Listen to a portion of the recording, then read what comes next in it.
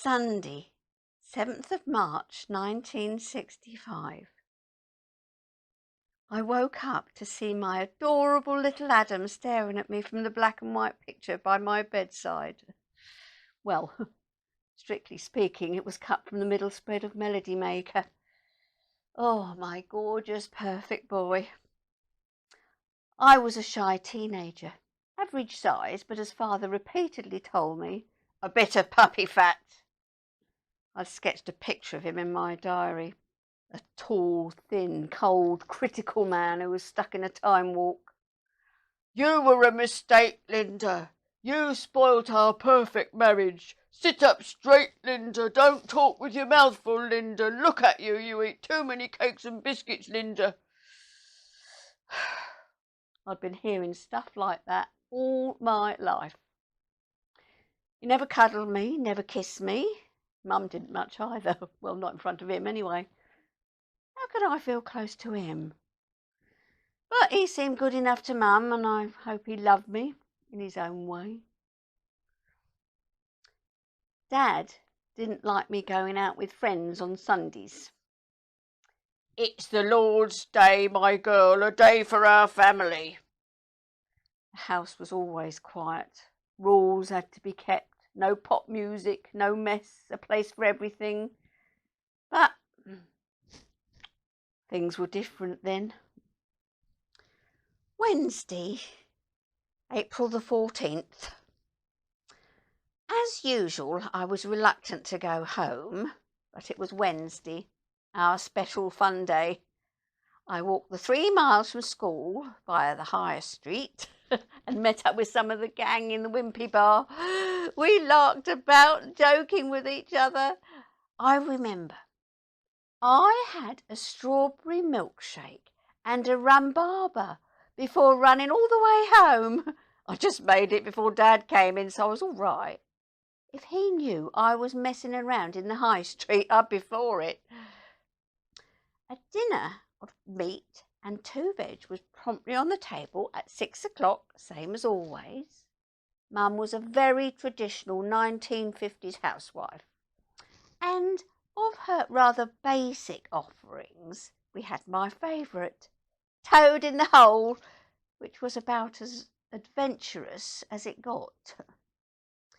I can still only really cope with plain cooking to this day. My early experiences being Mum's cooking or school dinners of meat pie with soggy pastry, wet cabbage and spotted dick and custard. It took me ages to work out that the disgusting brown lumps which swam around in the custard like shark's fins were actually clumps of custard powder.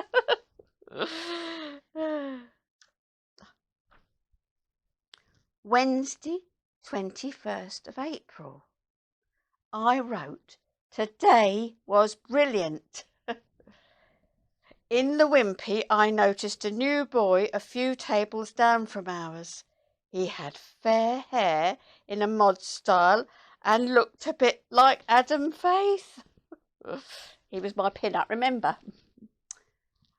He glanced over whilst my eyes were fixed on him, and I felt myself colour up. And on his way out, he knocked my shoulder with his school bag. I tingled all over, and my toes curled up, but I didn't think he'd give me a second glance. The following week, me and my friend Jenny bounced in as usual, and there he was again, my very own pin-up. My heart melted.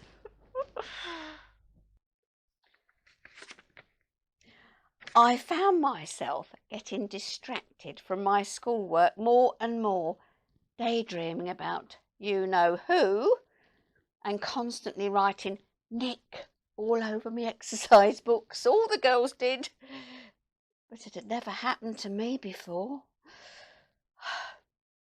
A couple of weeks went by, and dream boy Nick said hello to me. Yes, to me. He must have noticed I fancied him, but I didn't see him again for a while, until the day he asked if he could walk me home. Wednesday, May the 12th, 1965.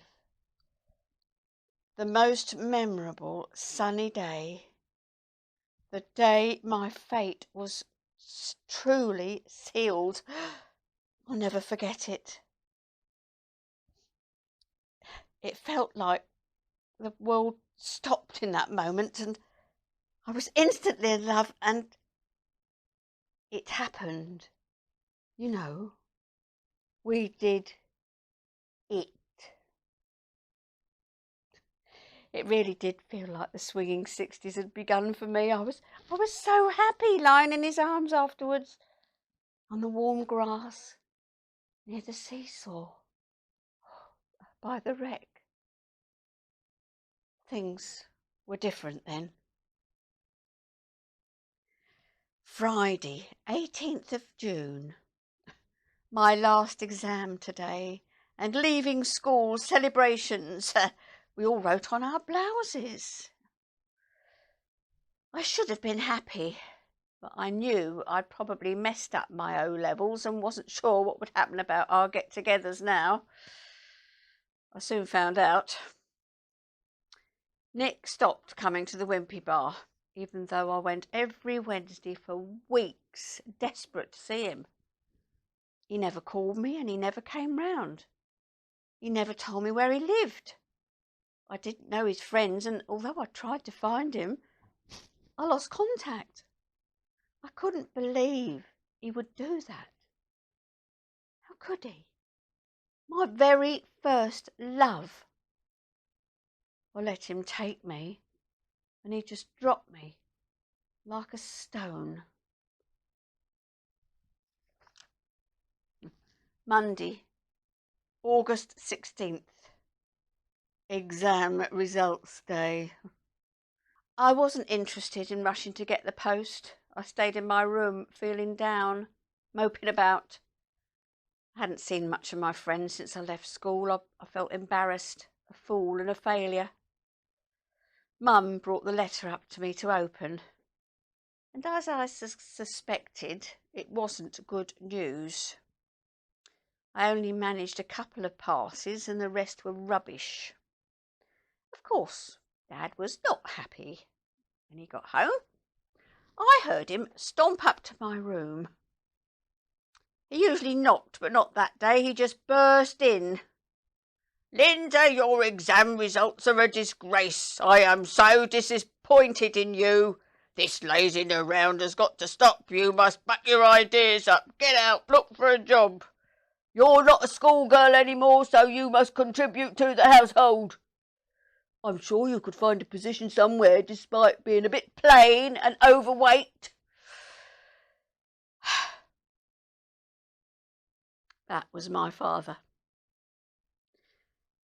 To drown my sorrows, I started comfort eating. To cheer me up, Mum baked some of my favourite cakes. She was worried about me.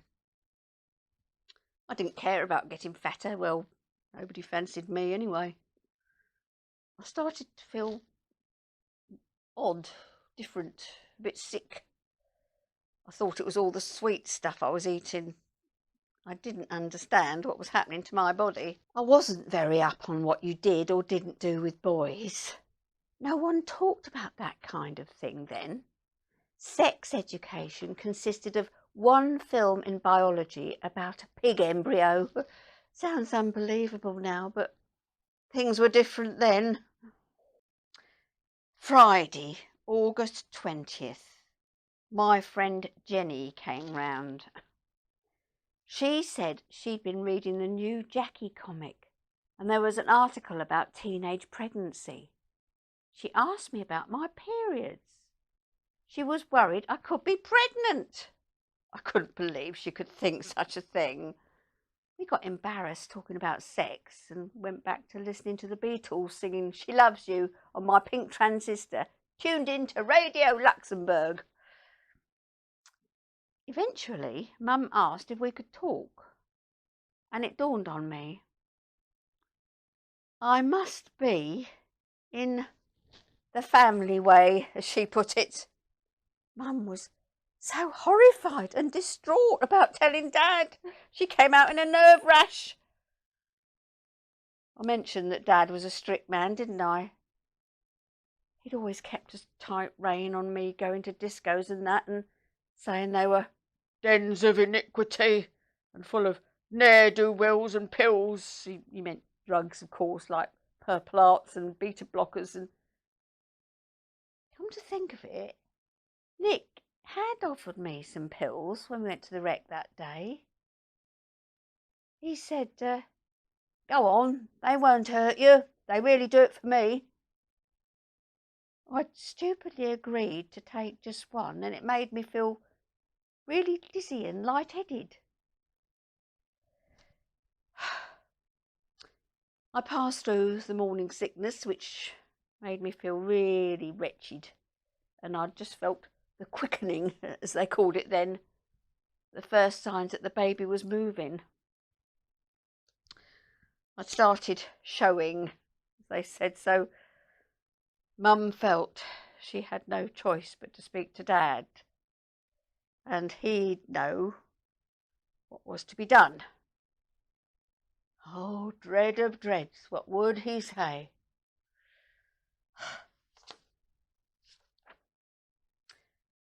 Sunday, September the 5th. Our family day again. Oh, bloody hell, what a family, eh? Such a fateful day it was too. Dad summoned me into the dining room. The room was rarely used and smelled of pledge and polish, a smell I'll never, ever forget. He sat behind the table, as if behind a desk. He beckoned me over to stand in front of him. Your mother has informed me of your condition, Linda. I cannot hide my disgust, and I am appalled at what can only be described as your wanton behaviour. He demanded to know whose baby it was and finally told me. Of course, it is absolutely out of the question for you to keep it. How can you possibly care for an infant at your age? You're not much more than a child yourself, and with no father. I was dismissed, and there would be no further discussion on the subject. To ensure that I was no more embarrassment to the family, I was dispatched 2 weeks later to a mother and baby home on the edge of the Yorkshire moors, over 100 miles from home. But things were different then. Monday, 15th of November. I had written, "This day will be etched on my mind forever." I remember it like it was yesterday. Stepping off the coach after a 6-hour journey, 27 weeks and 5 days pregnant, and struggling the half-mile or so down a narrow lane, carrying my little suitcase, with just a few clothes for me and my baby. Mum had secretly knitted a little matinee jacket in the palest green colour to suit either a boy or a girl. I was so delighted when I found it in my case, and I knew she'd be thinking of me. She wanted to come with me, but Dad wouldn't hear of it. His words on the subject has been, "She made her bed and she can lie on it by herself." I arrived, weary, outside St Saviour's Home for Mothers and Babies. A large old Victorian-looking house, dark grey paint peeling off the eerie pointed windows and rusty drain pipes. A few snowdrops dared to peep out from the frosty soil. I was terrified, my heart pumping inside my chest as I stood on the steps leading to the front door. My legs turned to jelly, wondering what was about to greet me inside. Not the land of Narnia, that was for sure. A pleasant-faced young nun with a weak smile greeted me at the door. and showed me straight up to a dormitory room with a high ceiling, faded floral curtains, several beds. I was sharing with 4 other girls, probably of similar age to me, looking at the personal things on their little cupboards next to their beds. It was all so bleak, like time had stood still in the 1930s. I could have stepped into an old black and white film. The winter wind was blowing and the windows rattled. I thought of Wuthering Heights and Cathy calling for Heathcliff and wondered if I should call for Nick. Surely someone would have told him about the baby. I did my best to settle into my new surroundings, but it was hard. In every sense, it was a long way from what I called home. Even though my parents were quite strict, I'd never encountered anything like the nuns' daily regime. I felt so lost and lonely, and I cried myself to sleep on my little bed. In the morning, I was shown round the nursery, its rows of little cots, in which nestled these tiny little scraps with unknown futures, some with pink blankets and some with blue. I made a decision that night. I would keep my baby no matter what my parents said. I'd get home, find a job and go it alone somehow. I'd grown up with a bang in the last few months. I was 16 and I must be able to get some kind of work. I felt sure that Mum would look after the baby once she got used to the idea, or I'd rent a room for us if I wasn't allowed home.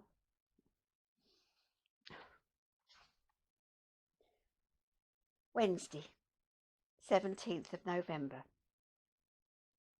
I sat in the common room and watched the snow flatter past the window. A senior sister came in, called my name and marched me off to meet someone she referred to as a child care officer or something. Miss Sterling looked over her glasses as I entered, and Sister Winifred sat down and nodded for me to sit. Miss Sterling had a Scottish accent and I couldn't understand her very well. I thought I heard her say the word adoption.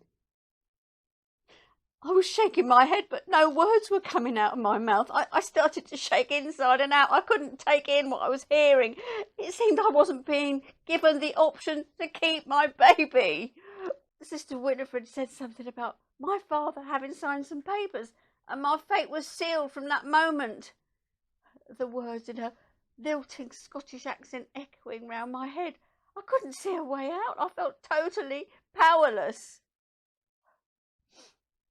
The plan was for me to stay till the baby is 7 days old, and then baby is to be placed with the adoptive parents.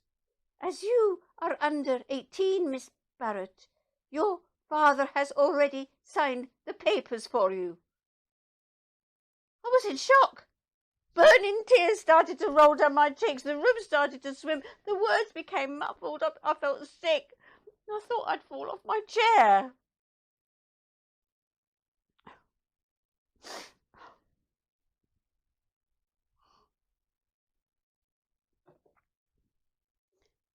Miss Sterling turned a form round and asked me to sign it. A formality, I suppose, as with or without my signature, they would take my baby. How could they? My own flesh and blood.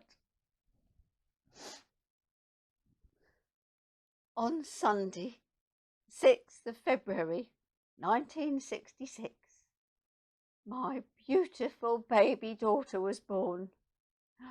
She looked like a cherub, chubby little face and big blue eyes with wisps of blonde hair.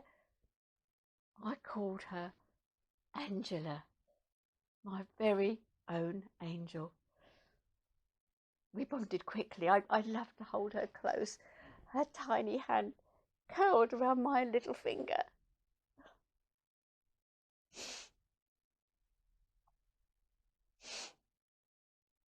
On Monday, the 14th of February, they took my beautiful baby away.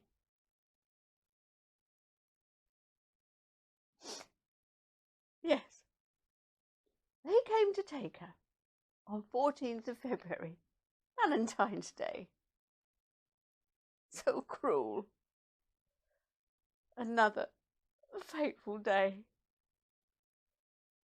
I ran to the window and watched her being driven away, cradled in someone else's arms. I'd given her a tiny silver bracelet, which I bought for her on a rare trip into town, hoping she'd keep it to remember me by, and a letter that I put in a pink envelope, explaining how much I loved her and wanted to keep her. But things were different then.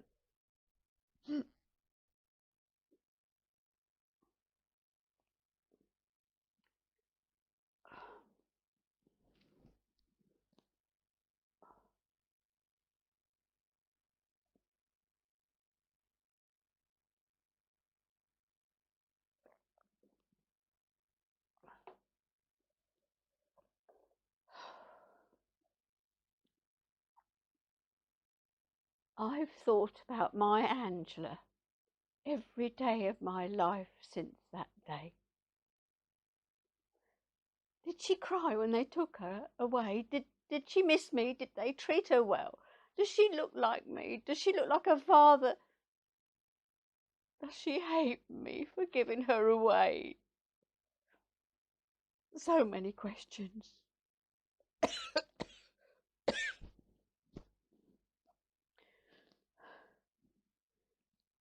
Every year I celebrate her birthday and at the same time mourn her leaving.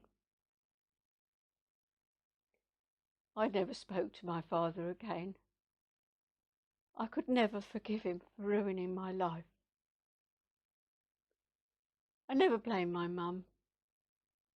The poor woman had been in his control for years.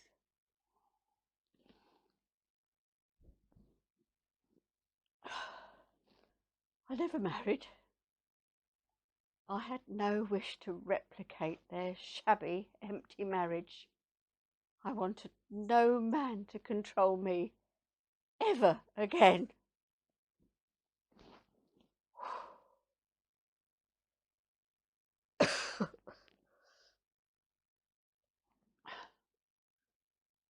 I never saw or heard of Nick again.